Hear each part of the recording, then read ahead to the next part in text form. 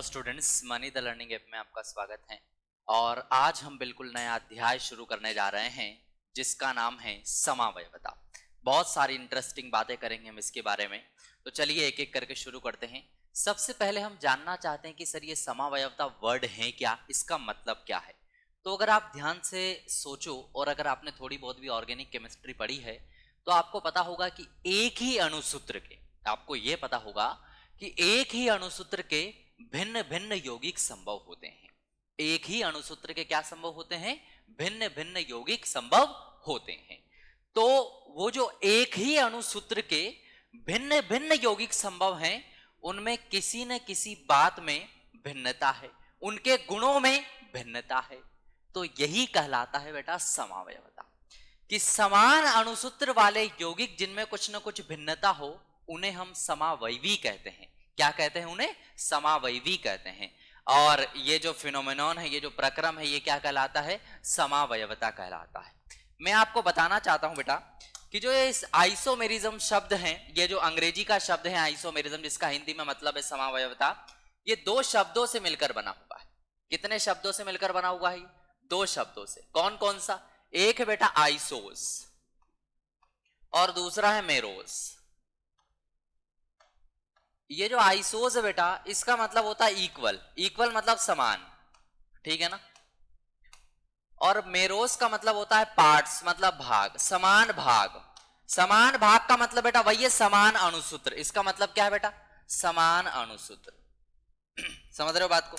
तो मैं वही बात कर रहा हूं बेटा, समान अणुसूत्र वाले भिन्न यौगिक, समान अणुसूत्र वाले भिन्न यौगिकों को हम समावयवी की संज्ञा देते हैं। बात समझ आ रही है? समान अणुसूत्र वाले भिन्न यौगिक मतलब उनमें किसी न किसी प्रकार की भिन्नता हो, उनके भौतिक गुण में भिन्नता हो, रासायनिक गुण में भिन्नता हो, जैविक गुण में भिन्नता हो, तो उन्हें हम समावयवी कहते हैं।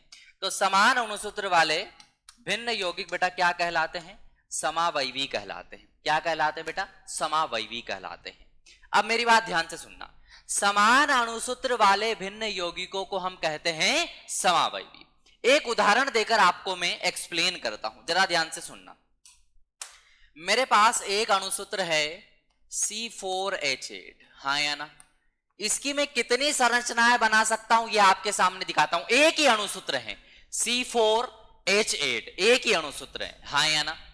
अगर मैं C4H8 की बात करूं तो ये एक ऐसा अणुसूत्र है, ये एक ऐसा अणुसूत्र है जिसमें 4 कार्बन का, अगर मैं, जैसे यह 4 कार्बन का है ये कंपाउंड, 4 कार्बन का हाइड्रोकार्बन है, अगर मैं 4 कार्बन का एल्केन बनाऊं तो मुझे क्या मिलेगा? C4H10, मतलब 10 हाइड्रोजन मिलेंगे। यहां कितने हैं? 8 हैं। 2 हाइड्रोजन परमाणुओं से ये इलेक्ट्रॉन न्यून है, इसका मतलब या तो इसमें एक पाईबंध है या एक वलय है। 2 हाइड्रोजन परमाणुओं से न्यून का मतलब होता है बेटा एक असंतृप्तता की कोटि, और एक असंतृप्तता की कोटि मतलब अणु में या तो एक पाईबंध आएगा या एक वलय आएगी। एक पाईबंध के आने से 2 हाइड्रोजन परमाणुओं की कमी होती है, या एक वलय के आने से 2 हाइड्रोजन परमाणुओं की कमी होती है। आइए मैं बताता हूं इसकी संरचनाएं मैं कितनी बना सकता हूं। ध्यान से देखना बेटा, क्या मैं इसकी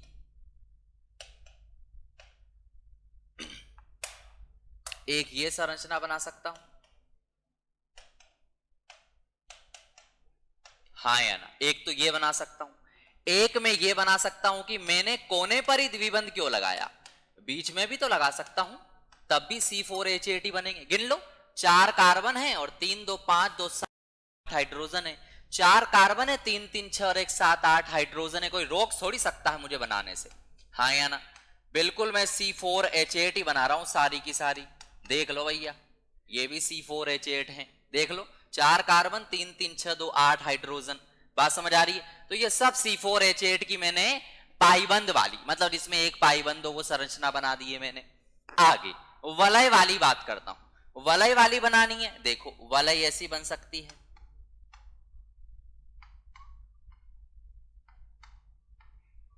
हाँ या ना। ये देखो 4 कार्बन की मैंने आपके सामने वलय वाली संरचना बना दी।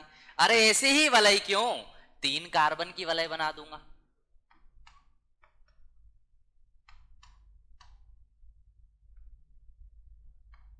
ये भी तो बना सकता हूं, बोलो, देख लो।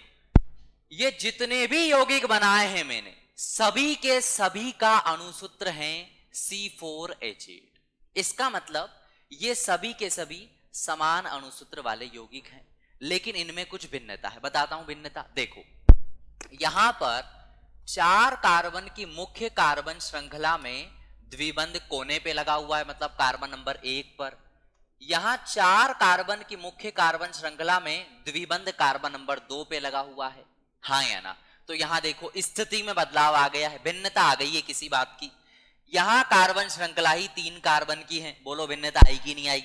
यहां कार्बन श्रृंखला ही वलय वाली है और वहां ऊपर विवरस श्रृंखला वाली थी, और यहां कार्बन श्रृंखला जो वलय में है वो 3 ही कार्बन की है। बोलो भिन्नताएं आई कि नहीं आई? हाँ या ना?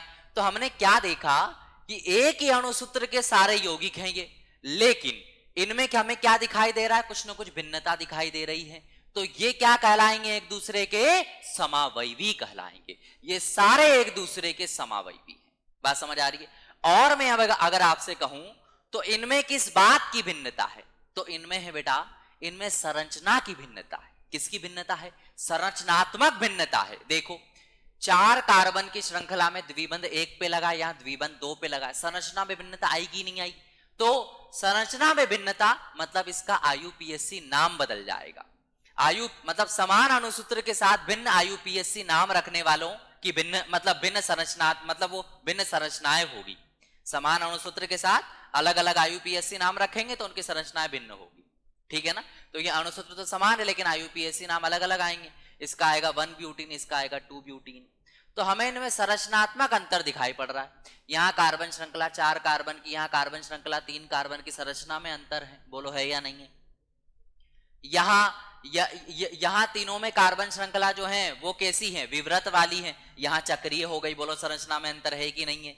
यहाँ 4 की कार्बन श्रृंखला, यहाँ 3 की कार्बन श्रृंखला है। बोलो संरचना में अंतर आया कि नहीं आया? तो इन सभी में क्या देख रहा हूं कि इनका अणुसूत्र तो समान है,